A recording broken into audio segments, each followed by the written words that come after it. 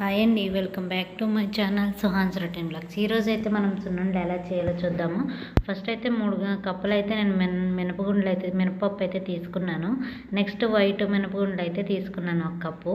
Next అదంతా mix చేసి అలా వేపుతూ లో ఫ్లేమ్లో మీడియం ఫ్లేమ్లో పెట్టుకొని అలా వేపుతూ బాగా రెడ్గా అయ్యే వరకు వేపుతూ ఉండాలి. అడుగు మాడకుండా అలా వేపుతూనే ఉండాలి. నెక్స్ట్ 2 టేబుల్ స్పూన్స్ అయితే రైస్ వేసుకున్నానండి.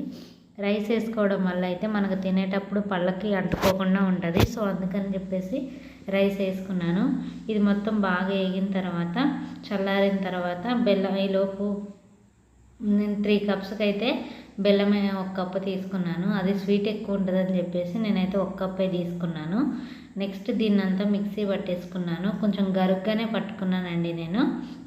మీరు కావాలనుకుంటే ఇంకా మెత్తగా కూడా పట్టుకోవచ్చు. సో అలా అంతా కలిపి పట్టేశాను.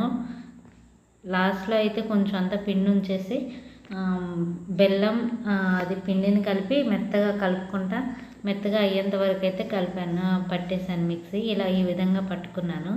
నెక్స్ట్ వచ్చేసి పిండిని దీన్ని కలిపి మొత్తం కలిపేశాను. మొత్తం మిక్స్ అయ్యేలాగా కలుపుకున్నాను. నెక్స్ట్ ఇదంతా కలిపిన తర్వాత ఉండకు సరిపోని నెయ్యి వేసుకుంటా ఒక్కొక్కటి అయితే చేసుకున్నాను.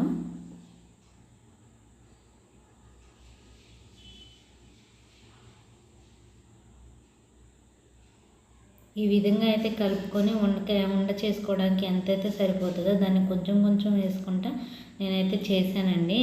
అలాగా చాలా బాగా వచ్చాయి. మీరు కూడా ఒకసారి ట్రై చేసి చూడండి. మన ఛానల్ని ఎవరైనా కొత్తగా చూస్తున్నట్టయితే సబ్స్క్రైబ్ చేసుకోండి. వీడియో చూసిన ప్రతి ఒక్కరూ తప్పకుండా లైక్ చేయండి, కామెంట్ చేయండి. Thank you for watching.